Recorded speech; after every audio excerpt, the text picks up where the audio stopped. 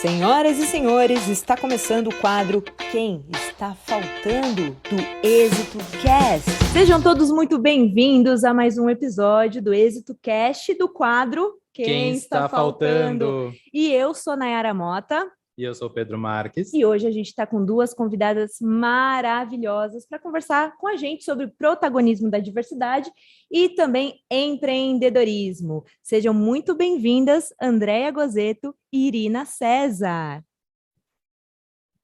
Olá, tudo bom, Nayara? Tudo bom, Pedro? Muito obrigada pelo convite. Seja muito bem-vinda, Andréia. Vamos começar aí um pouquinho. Quem é Andréia? Conta um pouquinho pra gente quem é Andréia e quem é Irina. Perguntas filosóficas, hein? Tô vendo. Se apresentem-se, por favor. Quer começar, Irina? Se apresentando? Pode ser, claro. Pessoal, é um prazer estar com vocês aqui hoje com a professora Andréia Gozetto, que é uma grande referência na área de relações governamentais aqui no Brasil. Bom, eu sou a Irina, eu sou socióloga formada pela Universidade de São Paulo e tenho mestrado em administração pública pela Fundação Getúlio Vargas. Sou especialista em gênero, já trabalhei no setor público e no setor privado. O meu último cargo no setor privado foi como fiquei responsável pela área de relações governamentais da empresa Uber no sul do Brasil. E o meu último cargo foi como chefe de gabinete da liderança de governo na Câmara Municipal de São Paulo. Atualmente, sou coordenadora de uma campanha política de mulher para candidata federal. Prazer, Irina. Mulherão, hein, Pedro? Mulherão, né? Seja muito bem-vinda. Andréia, Poderosa. quem é você na fila do pão? Minha querida, sei lá, eu estou tentando me descobrir exatamente neste momento, né? A psicanálise está aí para me ajudar. Bom, eu vou contar um pouco sobre a minha trajetória acadêmica e minha trajetória profissional, mas cada dia que passa, eu percebo que essas duas questões é o que menos me define, né? Eu acho que a gente fica muito centrada, né, no que nós nos tornamos e não conseguimos observar quem somos de verdade, né? É muito interessante. E me fizeram uma pergunta outro dia, Nayara, eu até lembrei de você, me perguntaram assim, o que é ser mulher? Gente, eu não conseguia responder uma pergunta simples. Porque, ser mulher é ter nascido do gênero feminino. Não, não é. Será que é isso que é ser mulher? Não sei, gente. Foi uma das perguntas mais difíceis que já me fizeram. Eu descobri que eu não tinha resposta, e isso é difícil, né? Sempre tem uma resposta para tudo. Minha mãe sempre dizia desde pequena, essa é uma menina muito bocuda, porque eu sempre tinha uma resposta para tudo. Tico e teco entraram em parafuso.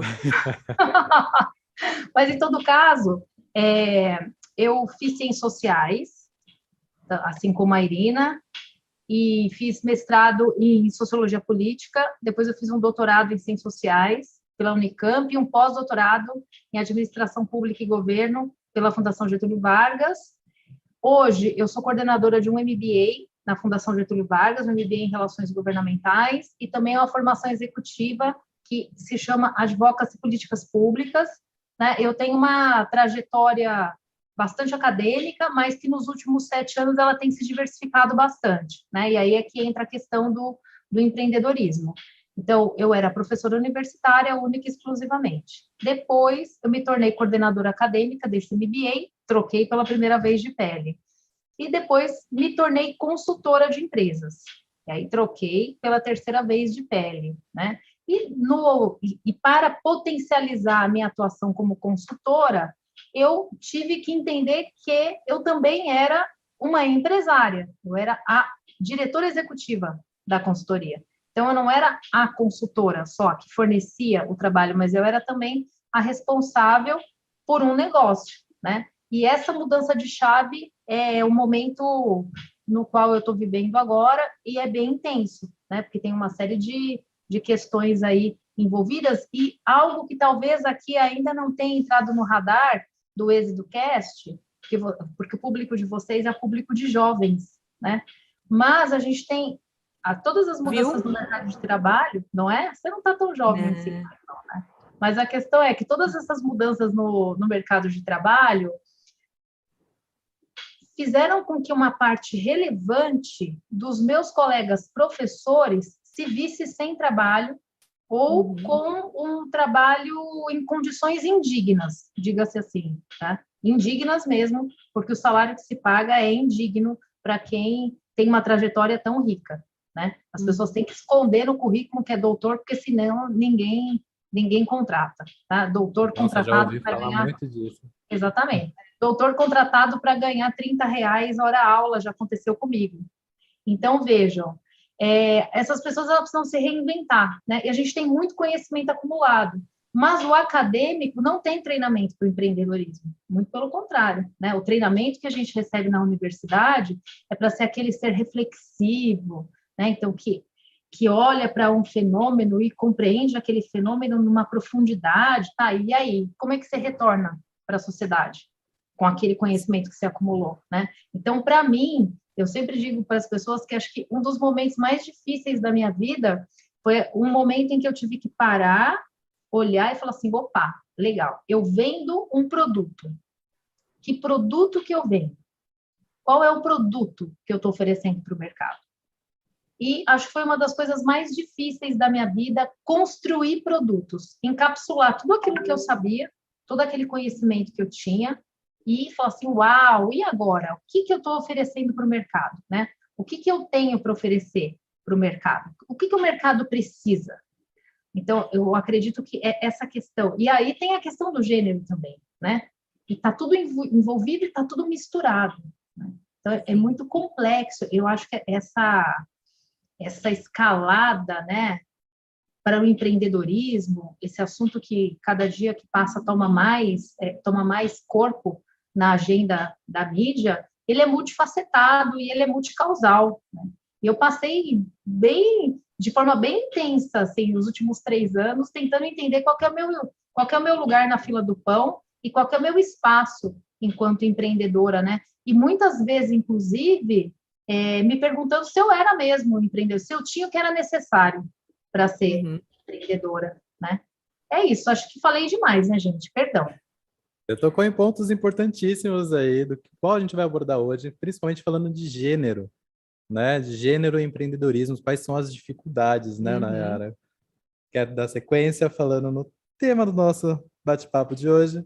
A gente está aqui, convidei vocês para a gente discutir qual a importância da gente promover, ampliar, né, o protagonismo da diversidade, seja em cargos públicos, seja em cargos privados, seja até mesmo no empreendedorismo. Por que a gente precisa promover esse protagonismo da diversidade, né? Mas aí eu vou cantar a bola para Irina, vou fazer uma pergunta para ela. Irina, qual é a sua perspectiva? Depois, obviamente, eu quero ouvir a opinião da Andréia, mas qual é a sua perspectiva sobre a desigualdade de gênero no nosso país? Bom, a desigualdade de gênero no Brasil ela é enorme, tá? Eu acho que eu queria só dar um passinho atrás e falar um pouco mais sobre machismo e misoginia. O machismo e a misoginia sempre foram pilares de todas as sociedades as quais a gente conhece, as quais a gente tem realmente, né, uma história por trás, né?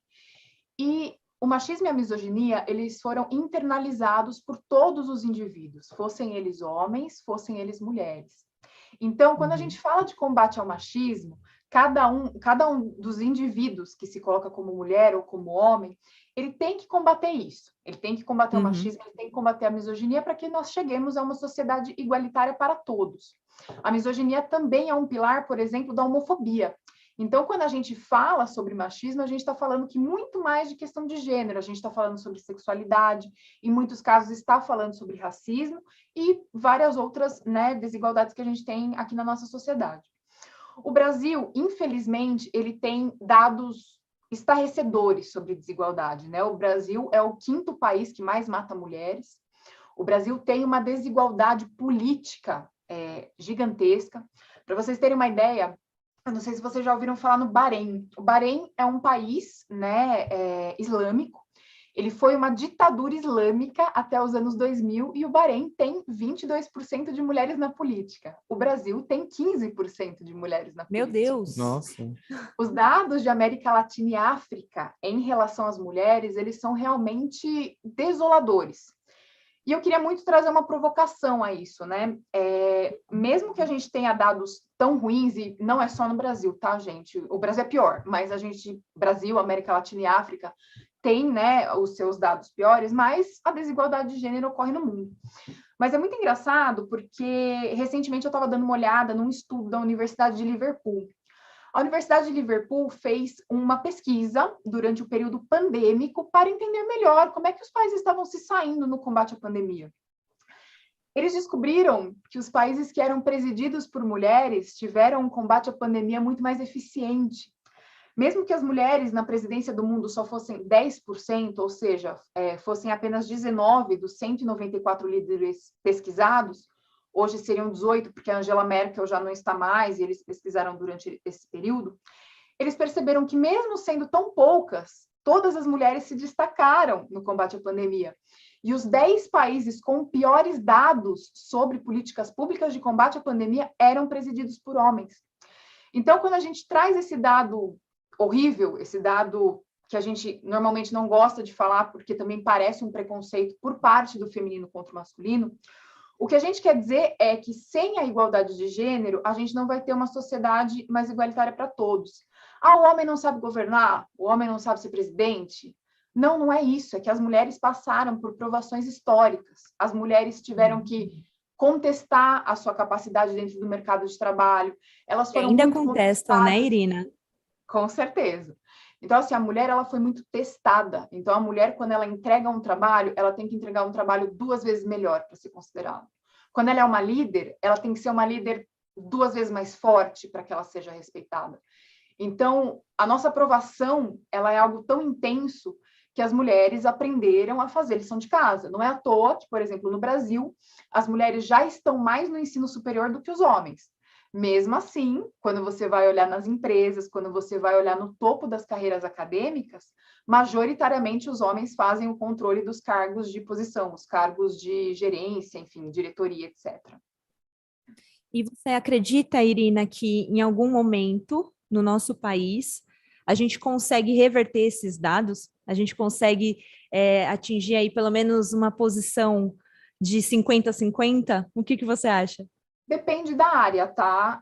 A ONU estimava que a gente talvez chegasse na igualdade salarial em 2030, mas a pandemia jogou essa expectativa para frente, ou seja, se eu não me engano, a ONU jogou essa expectativa para 2040 ou 2050, não tenho certeza, mas acho que foi isso.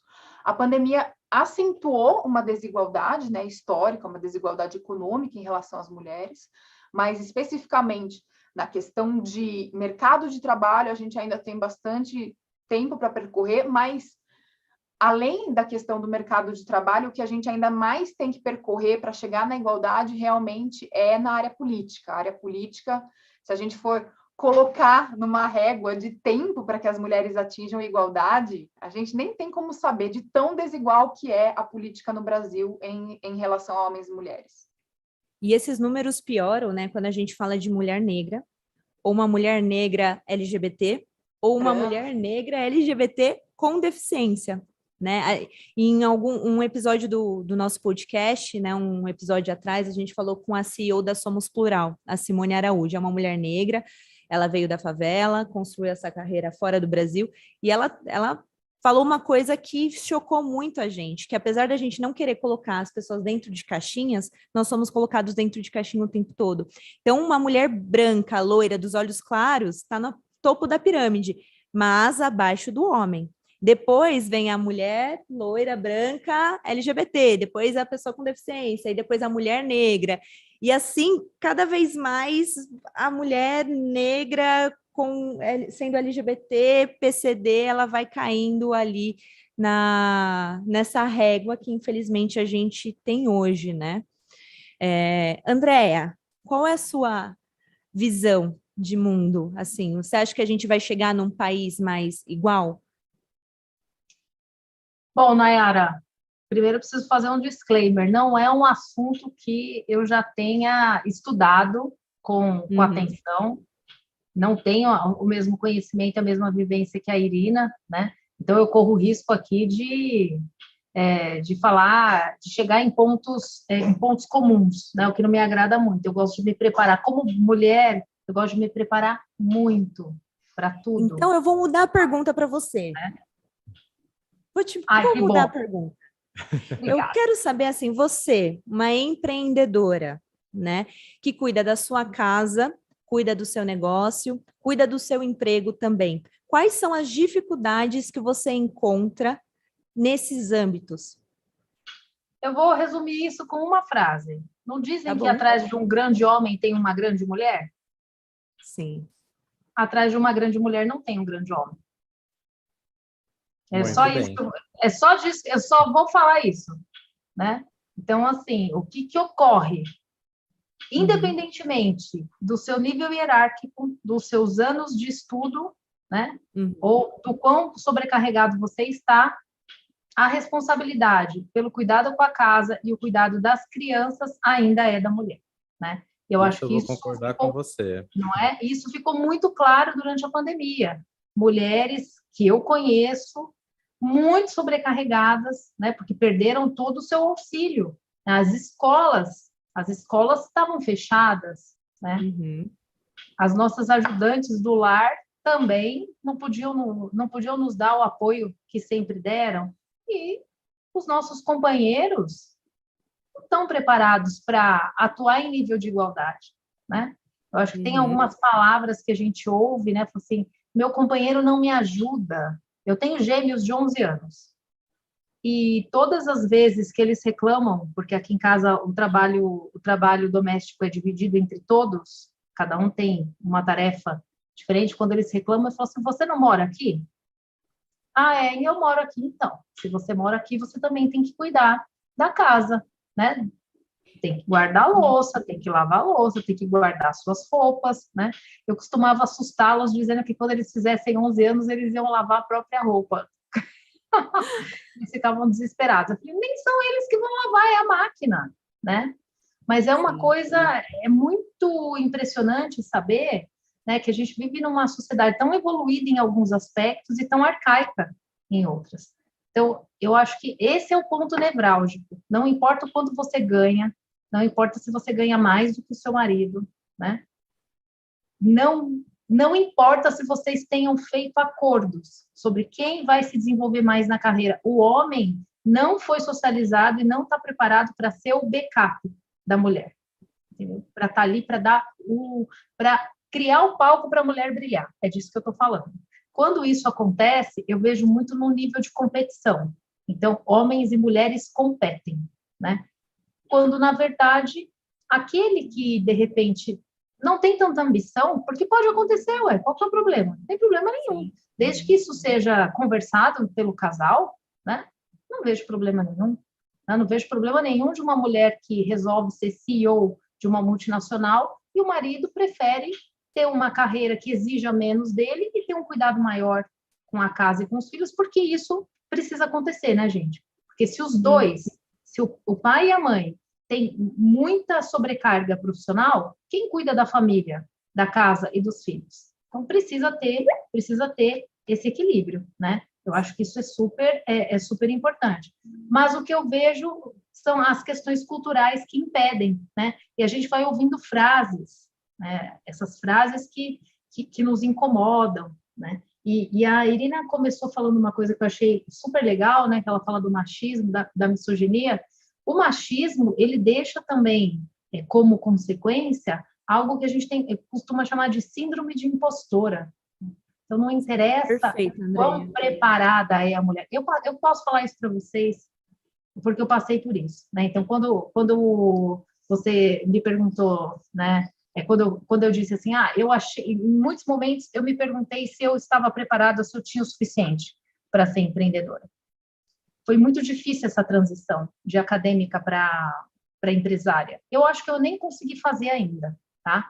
E eu me sentia muito insegura, né? Eu sou pós-doutora. Nunca houve um cliente que pelo menos tenha dito para mim que não ficou satisfeito com o meu trabalho, né? Então eu fico pensando, poxa, de onde vem essa insegurança, né?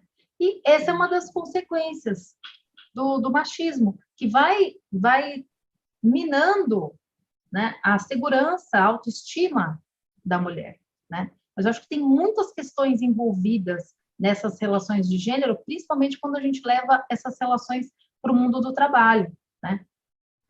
Mas eu vou parar por aqui, porque senão eu monopolizo a fala, né? É uma coisa Não, mas isso que você trouxe é muito importante, assim, porque realmente a gente tem essa a fala, né, de que por trás de todo homem existe uma grande mulher, e o que você colocou foi extremamente importante, porque né, no machismo estrutural que a gente tem no nosso país, né, no mundo, né, muitos casais, assim, muitos homens não aceitam que a mulher seja superior a ele, não aceitam que ela ganhe mais, dá muita briga, dá muito conflito, então é uma coisa que precisa ser valorizada, né? As pessoas têm as ambições delas, têm, tipo, o seu desejo ali como carreira, como tudo.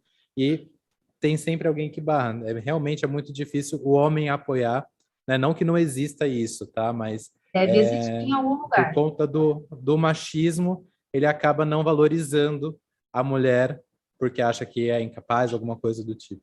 E acaba Mas, Pedro, até... posso fazer só um adendo, Nayara? Óbvio que Uma pode. palavra que o Pedro usou, ele falou assim, ser superior, né? Eu acho que não é uma questão de superioridade, são escolhas diferentes. As pessoas podem estar em momentos diferentes, né? Um momento em que se escolhe, né, se desenvolver mais na carreira. Não sei se vocês assistiram um seriado chamado Borgen, muito legal, que é a primeira-ministra da Dinamarca. Era a história é uma ficção, mas conta a história da primeira-ministra da Dinamarca. E tem ali uma discussão de gênero envolvida. É a Dinamarca, gente, nós não estamos falando do Brasil, é a Dinamarca, entendeu? E mesmo ali a questão de gênero fica muito clara, porque quando ela começa a crescer muito, muito, muito, vira primeira-ministra, inclusive reconduzida, o marido se ressente. Mas eles tinham feito um acordo. Então, o acordo ele não foi respeitado, né? Então, acho que é isso. E outra coisa que eu queria colocar a partir da sua fala, Pedro, é que o machismo estrutural ele está na mentalidade, ele é inconsciente, né? Ele está na verdade, não era nem ser superior, tá? É o homem se colocar como inferior, ele se sentir inferior. Exatamente. Né? Ele não tem motivo para se sentir inferior, não é? Sim, Essa que é a questão, exato. é uma relação afetiva, a gente não está competindo aqui para saber quem é que tem o maior cargo ou o maior salário. Desculpa, interrompi todo mundo, eu consegui dessa vez. Olha a síndrome de impostora aí, ô Andréia. Não, eu trouxe vocês para compartilhar mesmo. Não, o que eu ia acrescentar também na fala do Pedro é que, às vezes, o cara se coloca nessa posição de inferior e começa a se ressentir da mulher estar ali, ter tomado a decisão de, não, eu vou empreender, eu vou conquistar os meus sonhos, eu quero crescer, eu quero isso. E aí a Irina pode me completar até de que ali pode começar algum gatilho de uma violência doméstica, porque ele se coloca nessa posição de inferioridade, né, que não há competição, que nem a Andrea falou, houve um acordo, né, eu não estou falando do seriado que ela falou, mas às vezes há este acordo, o acordo não é cumprido por uma das partes, e aí, de repente, para frear a mulher que começou aí, o cara começa a desvalorizar o trabalho dela, o cara começa a criar uma pressão psicológica, uma agressão moral, né? Irina, se você puder complementar. Isso é muito comum, tá, gente?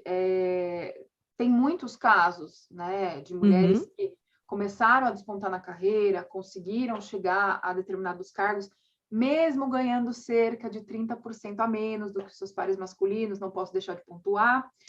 Mas você tem casos de mulheres que conseguiram ascender ou que estão tendo uma boa carreira e que justamente não conseguem estar com um companheiro, acabam sendo vistas como as solteironas, quando na verdade às vezes é uma decisão da parte delas, né? É melhor estar sozinha do que estar mal acompanhada. E isso acontece muito dentro de uma cultura que exige do homem que ele seja o provedor e que ele necessariamente entre numa competição. Porque o machismo, ele é essencialmente uma competição. Mesmo entre os homens, dentro do machismo, a lógica é que você esteja à frente do outro homem também. Não é só à frente da mulher. Então, por mais que exista uma solidariedade masculina, que a gente sabe que existe, porque a gente vê isso acontecendo dentro do mercado de trabalho, dentro das famílias, dentro da sociedade, o machismo per se, ele é um sistema de competição. Então, a partir do momento que o homem percebe que ele não tem condições de competir com a sua companheira, não se sente capaz, ele acha que aquilo é uma competição, ao invés de ser um relacionamento, ao invés de ser uma parceria, ele sim acaba colaboração, né? Uma colaboração, ele acaba assim descontando na mulher. E a gente tem que entender que a violência advinda do machismo, a violência doméstica, ela tem se refinado. O que eu quero dizer com isso? Como a sociedade tem falado muito de vamos combater a violência doméstica, o que alguns homens estão fazendo? Eu não posso bater, mas eu posso praticar violência patrimonial. Eu tento tirar tudo que ela tem do banco, eu tento utilizar os filhos dela contra ela. Não, eu quero. O cara nunca se interessou em cuidar dos filhos, mas agora ele quer ficar com eles. Agora ele quer estar ali o tempo todo com eles. A gente viu, né, durante a pandemia, o número de nascidos que não tem o nome do pai no registro aumentou muito. Então, assim, infelizmente, o que a gente chama de aborto paterno, ele está acontecendo a olhos vistos na nossa sociedade. Isso também é um tipo de violência. Então, você tem a violência patrimonial, a violência física, a violência emocional, a violência psicológica. Quantos homens não tentam jogar naquele sentido, se você ascender de cargo, eu vou procurar uma pessoa que não queira ascender. Se você se dedicar muito ao trabalho, eu vou procurar uma mulher que não queira isso. O bom é que, assim, as mulheres estão a cada dia mais conscientes dessa violência. Então, antes era muito fácil você ser um homem que praticava violência contra a mulher, fosse ela física, psicológica, patrimonial. Hoje em dia está um pouco mais difícil. A gente tem muitos relatos ainda, principalmente na alta renda, de uma violência patrimonial gigantesca, mas a cada dia está mais difícil. Significa que a gente não tem que continuar trabalhando? Não, porque, como eu disse para vocês, o Brasil é o 5º país que mais mata mulheres no mundo. Isso não é trivial, isso não é algo que a gente pode ignorar e colocar debaixo do tapete. Mas, efetivamente, é a primeira vez que a gente tem um despertar social tão forte. Quando eu tinha 21 anos, a minha mãe brinca que eu já saí do berço chutando, né? E quando eu tinha mais ou menos 21 anos, que foi quando eu estava para finalizar a faculdade, eu me lembro que eu já fazia ativismo nas redes pela pauta de gênero. E eu falava sozinha, sou louca, sou feminazi, sou maluca. Hoje em dia eu tenho 32 anos, eu posso garantir, eu continuo fazendo ativismo de redes, eu posso garantir, eu não falo sozinha. Tem um exército atrás de mim. E o que tem me deixado mais feliz é o número de amigos homens que têm se posicionado sobre o assunto. Irina, eu concordo com isso, o que você precisa? Você quer que eu faça uma postagem? Vou compartilhar o post. Mas é ativismo social. Gente, as mídias estão conscientizando as pessoas. O número de pessoas que têm, né, um celular, o número de pessoas que acessam a internet é muito alto hoje no Brasil e no mundo. A gente pode falar sobre as condições de acesso, né? Não é todo mundo que tem uma internet boa, não é todo mundo que consegue acessar um determinado site para verificar se realmente aquela informação é verdadeira, por isso que a gente tem uma disseminação de fake news gigantesca no Brasil. Mas, efetivamente, quando a gente fala nas redes sociais, quando a gente fala nas nossas conversas com amigos, quando a gente faz palestras sobre o assunto, nós estamos falando para pessoas que precisam de conteúdo. Porque é isso, a pauta de gênero, elas carece de você ter realmente dados, carece de você ter conteúdo. Eu me lembro que quando eu entrei no mestrado, o meu orientador queria muito alguém que estudasse microcrédito de gênero. Ele falou, nossa, nunca na GV, ninguém veio com essa pesquisa. Eu arregalei os olhos, porque assim, no mundo já se falava de microcrédito de gênero há pelo menos 20 anos. Então, assim, a pauta de gênero, ela tem que ser a cada dia mais debatida. No quesito de igualdade, o que os homens também ganham com a igualdade, quando eles estão em pé de igualdade com as mulheres? É algo que a gente também precisa explorar. A gente precisa falar sobre lucro. As empresas que investem em diversidade, as empresas que têm mais mulheres em cargos de direção, mais negros em cargos de direção, têm mais lucro. Mas isso aí é mimimi. Lucro é mimimi? Número é mimimi? Porque normalmente quando a pessoa quer trazer para você que você está com um argumento falso, que você está com um argumento tendencioso, ela já extrapola para você está exagerando, sendo que ela não possui aquela vivência. Hoje a gente já tem várias pesquisas, a gente já tem dado, inclusive esse que eu trouxe sobre a Universidade de Liverpool, a pesquisa sobre mulheres e combate à Covid, a gente já tem dados mostrando que, cara, isso aí não é uma brincadeira, a diversidade realmente muda a vida das pessoas, a diversidade dá mais dinheiro, a diversidade dá mais espaço, porque aí você consegue fazer com que os indivíduos... Eu sou uma profunda fã da liberdade, tá? Então, você consegue fazer com que o indivíduo tenha mais liberdade e, assim, ele consegue ter um desenvolvimento maior. Todo mundo ganha quando o indivíduo se desenvolve mais. As empresas já estão olhando para isso, né, Irina? Já estão, opa, peraí, estou perdendo alguma coisa aqui. Mas né? o que elas podem fazer para ter essa inclusão da diversidade? O que as empresas podem fazer nesse caso? Eu vi, antes da Irina complementar, eu acho que a gente falou pontos bem importantes aqui, né, Pedro?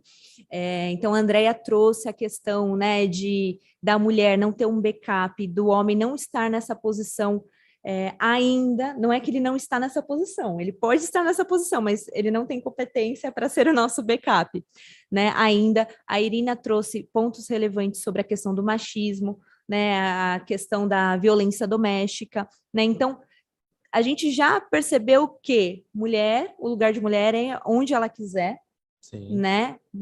Onde ela quiser. Ter bons relacionamentos ao seu lado é bem importante, né? Porque o homem, quando começa a violência doméstica, né, ele começa isolando a mulher, né? Ele tira o seu patrimônio, ele começa a controlar o seu dinheiro, começa a afastar dos familiares, dos amigos, para a mulher ficar sozinha e enfraquecida para tomar uma decisão insegura, incerta, né? Então, educação é muito importante, a mulher se desenvolver, estudar, saber cuidar do seu dinheiro é muito importante também. Mas e agora, Irina, como nós, assim como quem está nos ouvindo, empresários que estão nos ouvindo, jovens e adolescentes que estão nos ouvindo, e a Andrea também, se quiser complementar, como que a gente pode aumentar, que nem o Pedro falou, como a gente pode fazer isso? Aumentar este protagonismo feminino, né? E nós, mulheres também, o que a gente pode fazer para auxiliar as nossas amigas, as nossas colegas de trabalho? Eu vou começar e a Andrea vai me complementando, a gente vai fazendo um bate-bola aqui. Mas eu acho que é muito importante, antes de eu entrar efetivamente nas ações de empresa, é muito importante a gente entender, como eu havia dito no início, o machismo ele é uma estrutura que está internalizada em todos nós. Então, quando a gente brinca, ai, nossa, tá muito barulho aqui, nossa, tem muita mulher, elas estão falando pra caramba. Ai, nossa, como dirigir mal, é uma mulher. Fofocar com homem é melhor, é mais legal. É engraçado aí quando tem vezes que toca nesse você assunto ouve. de dirigir, né? Na hora de comprar carro, o homem vai lá assim, mas é carro de mulher. Dirige mal, mas quer comprar carro de mulher, né? É muito... Contraditório. Sabe aquela famosa frase, mas mulher não vota em mulher. Todas as vezes que a gente ouve uma frase como essa, a gente tem que se levantar e dizer, eu não aceito isso, eu não aceito a reprodução dessa misoginia. Primeiro porque ela não é verdade, os dados novamente indicam isso, as mulheres estão a cada dia mais querendo se ajudar e querendo que as mulheres alcancem, né, outros patamares, inclusive os homens, tá? A ONU tem uma pesquisa, eu acho que é de 2018, em que eles mostram o quanto homens e mulheres querem uma sociedade mais equânime para os dois gêneros, mesmo sem saber exatamente o que pode ser feito. Do ponto de vista empresarial, tem muitas coisas que a gente poderia falar, mas a primeira delas é a expansão da licença paternidade. Mas como assim paternidade? As mulheres têm licença maternidade? Tem. Só que, infelizmente, no Brasil, a licença paternidade normalmente é de 5 dias, podendo ser estendida até 21 dias, e se eu não me engano, se o homem opta por ter 21 dias de licença paternidade, ele tem que participar de um curso para que ele possa demonstrar que ele efetivamente pode ser uma pessoa que vai cuidar da criança. Gente, isso é um contrassenso total. Como é que você coloca a mulher para ter 6 meses de 4 a 6 meses, né, de afastamento do mercado de trabalho, e você fala para o homem, não, você só se afasta 5 dias. Ele vai estar lá trabalhando na carreira dele, enquanto a mulher está em casa, enquanto a subordinada está em casa com os filhos. Enquanto a gente não tiver uma divisão sexual do trabalho equânime, ou seja, enquanto os homens não participarem da casa, não participarem do cuidado dos filhos de forma igualitária às mulheres, a gente não vai conseguir ter uma sociedade igualitária. Porque a gente tem esse dado, né? 50% das mulheres que retornam da licença maternidade, elas são demitidas nos primeiros 2 anos de retorno. Então, assim, a gente está criando uma legião de desempregadas pós-maternidade, enquanto isso a gente está incentivando a carreira dos homens. Você não precisa sair de licença paternidade, não. Fica aqui. Só um parênteses, Irina. Quando a gente fala, né, que os homens precisam participar, não é apenas publicar nas mídias sociais que ele é a favor do empoderamento feminino.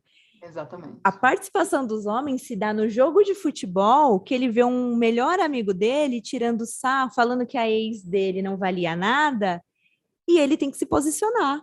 E ele tem que entender o posicionamento dele naquele Exato. local. Não é apenas militar nas mídias, mas de fato ir ali puxar a orelha do teu amigo, puxar a orelha do teu chefe.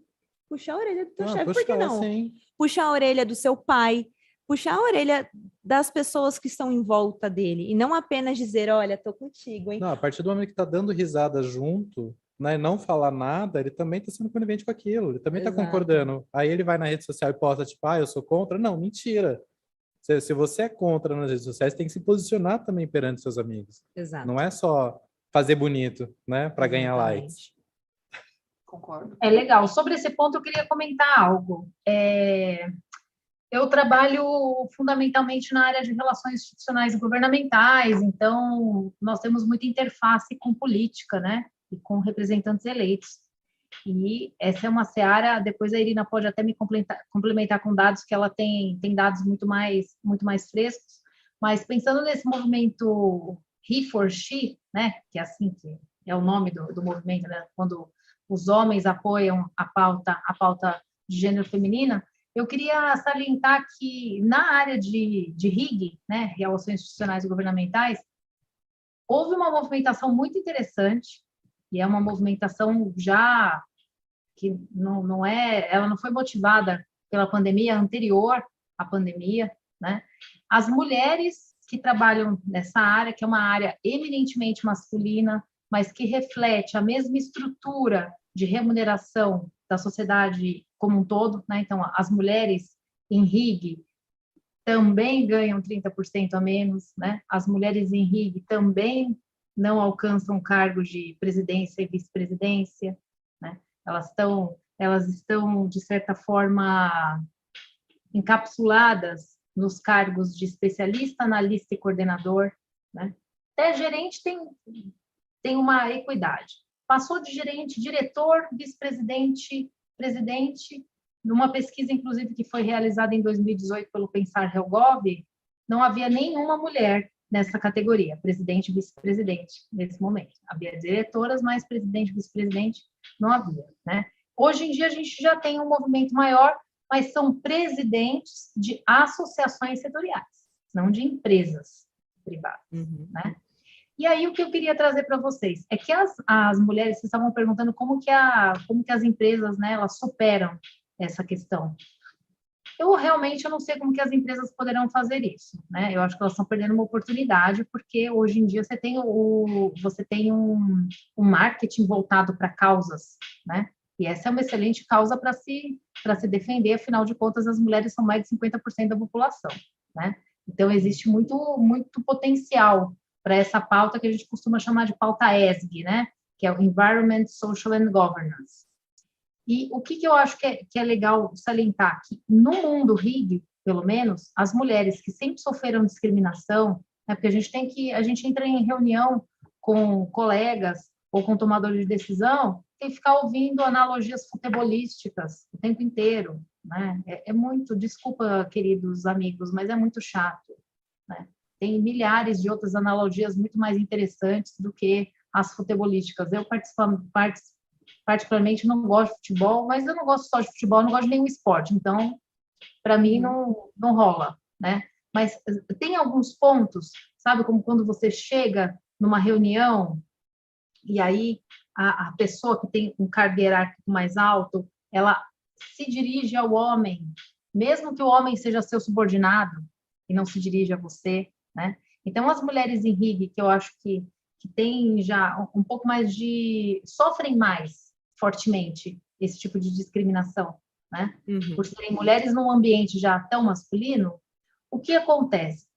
Elas começaram a se unir, né? Então, isso foi muito interessante. Hoje, nós somos poucas, porque a área de RIG é muito pequena ainda no Brasil. E essas mulheres se uniram em coletivos, né? Então, a gente tem vários coletivos na área de RIG envolvendo mulheres, são eminentemente grupos de WhatsApp. Agora, recentemente, surgiu uma associação, que é a Associação Mulheres em RIG, muito legal, né? E a gente tem outros grupos de WhatsApp e LinkedIn, um se chama Helgov por Elas, o outro se chama Dicas de Brasília. Então, assim, 500 mulheres, né? Muito engajadas e que querem fundamentalmente se apoiar nesse processo, que é difícil, né? E a gente pensa, inclusive, e já estão sendo levados a cabo, programas de mentoria. Isso é muito importante, né? A síndrome de impostora é uma questão. Eu sou mentora de carreira, né? Eu sou consultora e também sou mentora de carreira. E várias vezes eu já tive mentoradas que o problema principal que eu identifiquei, a gente não pode falar, né, como mentor, porque a pessoa tem que cair a ficha da pessoa, e o problema principal era a insegurança. Então, ela precisa se sentir muito segura para falar algo. O homem, gente, não precisa. Você oferece, e tem outras questões envolvidas aí no crescimento profissional, né? Se eu oferecer um cargo para uma mulher que é gerente e já tem uma carga de trabalho alta, numa sociedade em que a divisão social do trabalho não é justa, se você oferece um cargo para diretora, ela vai ter que trabalhar mais, ela tem mais responsabilidade, ela tem que fazer escolhas que os homens não precisam escolher. Eles não precisam Andréia, escolher eu vou entre a fazer carreira até e a casa, entre a carreira e os filhos, entre a carreira e o relacionamento. Eles podem ter tudo. Porque a eu vou fazer mulher um parênteses. vai Pode dar o falar. backup que eles precisam, entendeu? A mulher dá o backup que eles precisam. Então, eu acho Mas ele que... não. Não, e são outras decisões que uma mulher precisa tomar, sabe? Sim. Isso é muito... Eu acho que isso é muito injusto. A gente precisa tomar decisões que não seriam necessárias se houvesse justiça. É simples assim. Então, quando a gente fala de igualdade de gênero, eu acho que, fundamentalmente, a gente está falando disso, de injustiças que as mulheres sofrem. Eu não estou falando só de violência, gente. Isso, para mim, é uma violência. Eu ter que escolher entre ter sucesso profissional e manter um relacionamento, para mim, é uma tremenda injustiça, é uma tremenda violência, né? Ter que escolher entre ter uma carreira de sucesso e ter mais ou menos tempo com os meus filhos também é uma violência, porque a carga horária que é exigida, eu acho que isso é muito importante também, a carga horária que é exigida de uma pessoa numa organização, num alto nível hierárquico, chega a ser desumana. E quem é que estabeleceu essa carga horária? Foram as mulheres. Só que elas não podem diminuir, falar assim, não, hoje eu tenho que levar meu filho no dentista. Imagina, manda a sua secretária. A secretária não é a mãe da criança, entende? Exato. Então, são questões, eu acho que precisa aprofundar um pouco essas discussões também no âmbito corporativo, né? Porque não basta, o que eu estou querendo dizer? Que não basta oferecer educação, não basta oferecer mentoria, mas a própria cultura das empresas precisa mudar, né? Precisa entender que é preciso ter espaço na alta hierarquia para que as pessoas tenham vida. Os homens conseguem lidar melhor do que isso. As mulheres perdem muito. Então, as mulheres perdem mais do que os homens. E as mulheres querem... Eu agora estou generalizando, mas eu acho que as mulheres querem mais do que os homens, né? A gente não quer ter só sucesso profissional. A gente quer ter sucesso profissional, a gente quer ter vida social, a gente quer ter um tempo de qualidade com os nossos companheiros e com os nossos filhos e com a nossa família, né? É muito prato para equilibrar. Numa sociedade que gira em torno do trabalho, e quando você vai para a alta liderança, você está falando de 12, 14, 16 horas trabalhando. Como é que você equilibra esses pratos? Então, a gente pode dizer, né, que no ambiente corporativo, a gente tem essa questão da paternidade, que a gente precisa debater sobre isso, a gente precisa falar sobre isso, a gente precisa olhar para a cultura da empresa, estabelecer uma cultura de igualdade, de oportunidades para todos, não apenas contratar, você tem que reter, você tem que engajar quem não está engajado e ainda oferecer um plano de carreira para essas mulheres, para nós mulheres, para a gente conseguir crescer e ter salários dignos e iguais aos homens. Pensar na carga horária. Carga horária. E na carga horária. E na carga horária. E lembrar que a nossa sociedade, ela pesa as costas da mulher, que a gente tem o nosso trabalho, a gente tem dentro de casa, e a gente tem outras tarefas que muitas vezes os homens não são capazes de assumir. Cuidado com a família, gente. Pensar no cuidado com a família. Exato. Eu não sei se há tempo ainda, mas tem 2 iniciativas de 2 empresas que são fantásticas. Não sei se vale falar sobre elas, se a gente ainda tem tempo. Ó, a gente está chegando ao final do nosso podcast, mas eu acho que vale a pena dar uma pincelada. O que você acha, Irina? Dá para dar uma pincelada?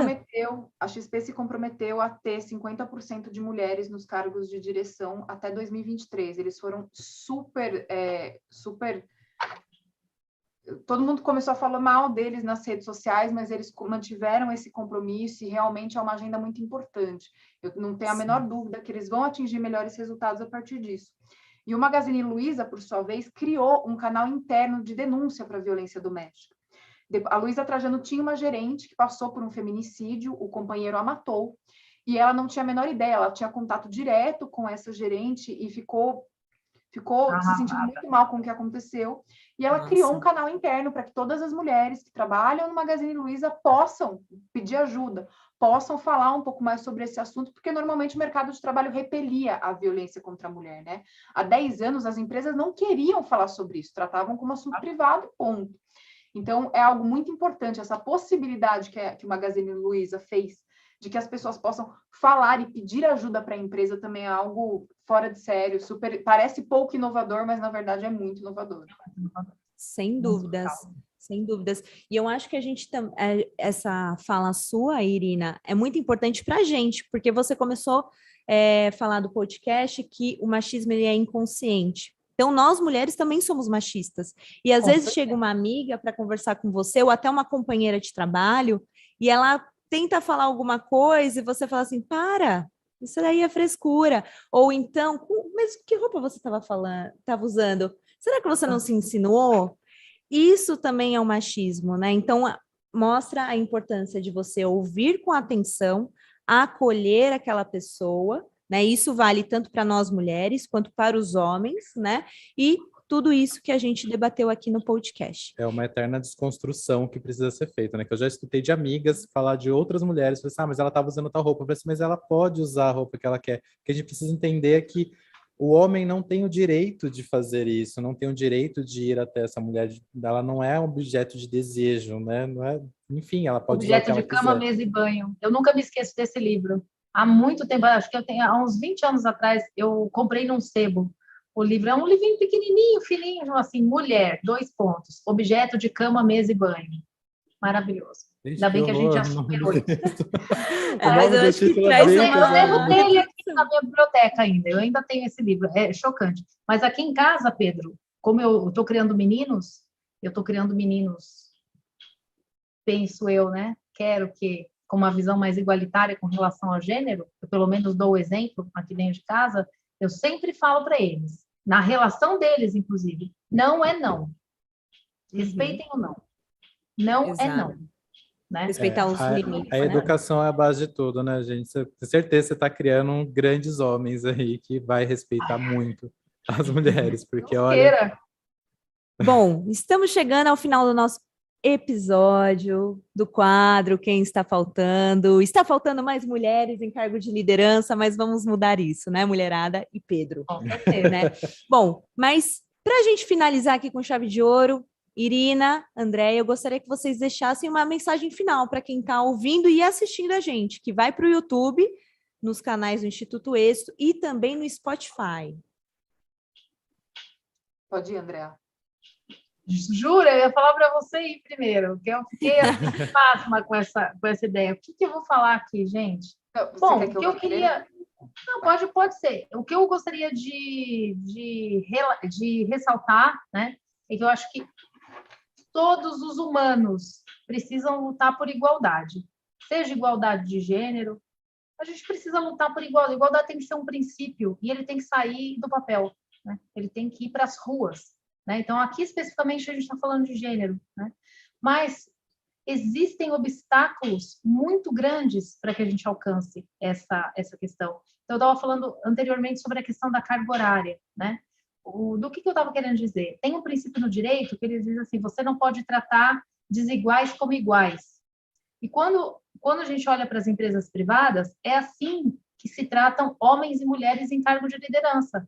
Você trata desiguais como iguais, né? Então, acho que ter essa consciência, e as próprias mulheres que estão nesse lugar, né, Porque essa é uma coisa que eu queria terminar dizendo isso. Quem está no lugar de segurança, de liderança, quem já chegou nesse lugar de liderança, nem sempre consegue reconhecer, não vou dizer que é o privilégio de estar lá, mas como o caminho que traçou pode ser difícil para outras mulheres que não saíram do seu mesmo ponto de início da carreira, né? Eu sou uma pessoa privilegiada, eu estudei em universidade pública toda a minha vida, né? Então, é diferente, né? Quando me perguntaram, e eu vou ser muito sincera com vocês, essa questão de gênero e diversidade não era uma pauta que me sensibilizava. Eu comecei a me tornar mais sensível com relação a essa pauta depois da minha atuação nesses grupos de mulheres em RIG, né? Então, eu queria deixar essa frase final, tá? Toda mulher precisa ser mais sensível à pauta de RIG, independentemente do seu lugar na sociedade, né? E a minha pergunta é, você já pensou sobre o que é ser mulher? Uau, fica a reflexão. Irina? Legal, gente. Em primeiro lugar, agradecer pela atenção e o tempo de todo mundo que conseguiu chegar aqui até o final do podcast. A Chimamanda Ngozi, ela é uma escritora feminista africana, bastante nigeriana, para ser mais exato, bastante famosa nos círculos de empoderamento feminino, e ela veio no Roda Viva, aqui no Brasil, há algum tempo. E um dos jornalistas, né, falou, olha, como é que você consegue lidar com o fato de você ser tão polêmica, as pessoas te acharem tão polêmica? Como é que você se sente com isso? A Chimamanda respondeu o seguinte, eu não me acho uma pessoa polêmica. Falar sobre igualdade é polêmico? A única coisa que eu estou pedindo é para que homens e mulheres sejam iguais. Isso não é polêmico. Mas em sociedades tão atrasadas como a nossa, infelizmente, sim, falar de empoderamento, seja ele de raça, seja ele de gênero, seja ele correlacionado com sexualidade ou com mesmo identidade de gênero, que é um ponto que a gente vai ter que começar a discutir muito mais, ainda é muito polêmico.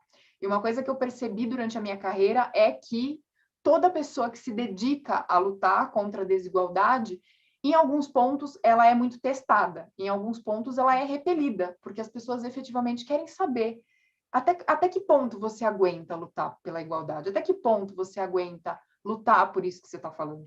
Então, para quem nos estiver ouvindo, não desista de lutar pela igualdade se você for provocado. As pessoas me diziam muito, agora indo para um ponto de vista mais pessoal, as pessoas diziam, Irina, você é muito feminista, homem nenhum vai te querer. Não tem como você continuar lutando desse jeito. Você acha que os homens vão ligar para você? É absurdo. Eu tenho um companheiro maravilhoso, a gente tem uma divisão de tarefas totalmente igualitária, ele é o meu maior incentivador em tudo que eu faço, e eu costumo dizer, a diretora do Facebook, que eu esqueci o nome dela agora, mas ela é ótima, ela tem um livro que se chama Lean In, ou seja, que você aprenda coisas com ela, e a Sarah Sandberg, e ela fala o seguinte, ela coloca que para que uma mulher consiga efetivamente ascender dentro do mercado de trabalho, uma coisa que pode ajudá-la ou uma coisa que pode detonar o caminho dela é ter o companheiro certo.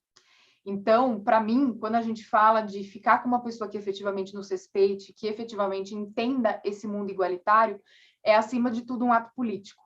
É um ato político de todas nós para mudar essa realidade para que as mulheres que vierem depois de nós não precisem passar por isso. Muito bom. Arrasou, hein? Ó. Show de divórcios depois desse podcast.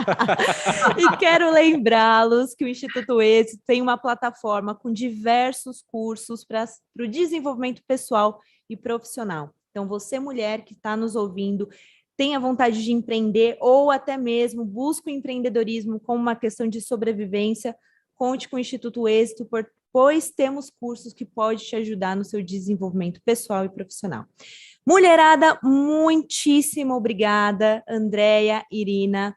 Foi um bate-papo muito legal, né, Pedro? Muito, eu gostei. Foi um prazer conhecer vocês, adorei esse bate-papo.